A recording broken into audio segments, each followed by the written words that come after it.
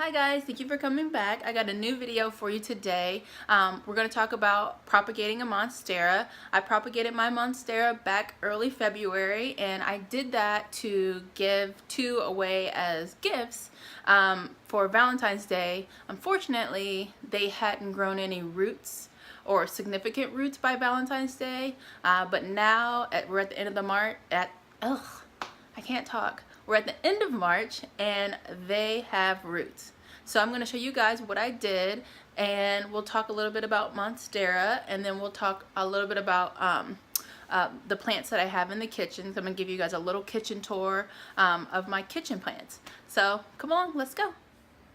Okay, so here is my Monstera. I got this guy back in December, or I think I might have gotten him late December or January. I got him from my local grocery store.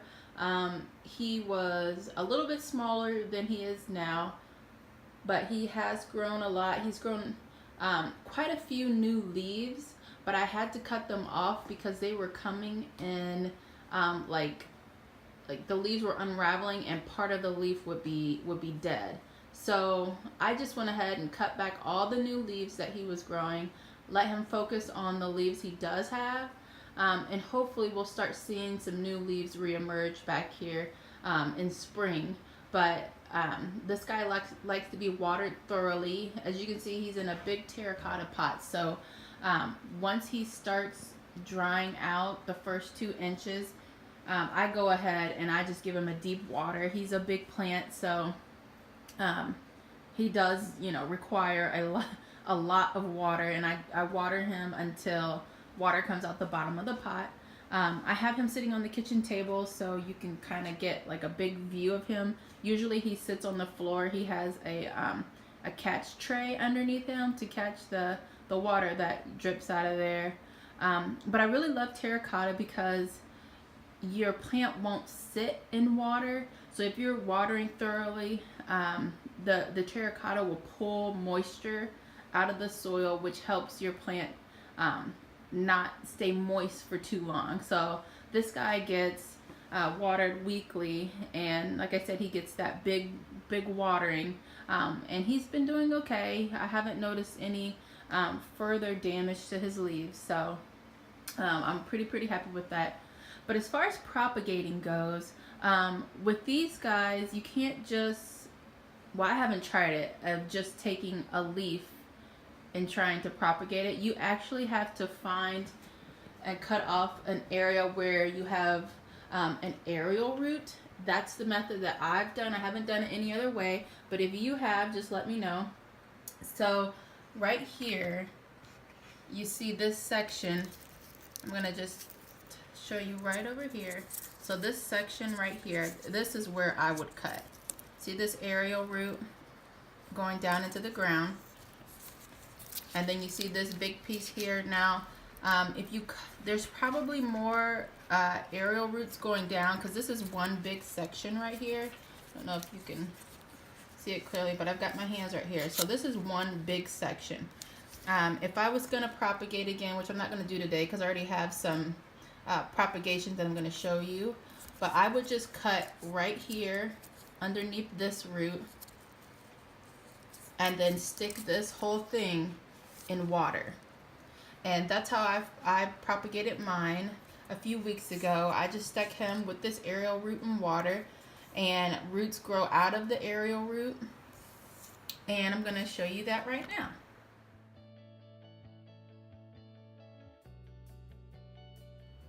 So this is where I have my cuttings, and I cut them back early February, probably the first week, because I was thinking they would be ready for gifts, which they weren't. So I have them sitting in this vase right here, and I'm going to show you some roots.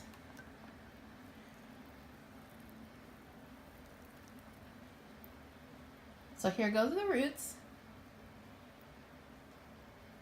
And as you can see, they're growing out of the aerial root.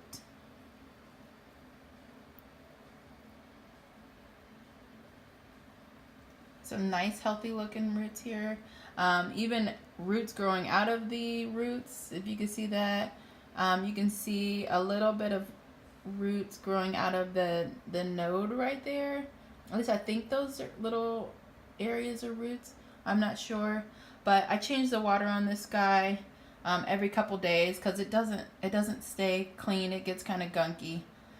So I go ahead and change the water out. I do let my water sit for 24 hours, at least 24 hours before I water anything, especially something that's super sensitive like a calathea. I let the water sit for days before I go ahead and water that. But I'm going to just pull one of these out at a time so we can kind of look at the roots that it has going on separately. And I apologize for my camera handling skills. I'm using a selfie stick to kind of make the videos look better, and hopefully it does what I think it's going to do. So you see all those roots there. They grow out of the aerial root. And hopefully this will start shooting off new leaves of its own and have a plant of its own. Like I said, these two here are gifts. So I'm going to go ahead and pop them up here in the next few days. I think he's ready.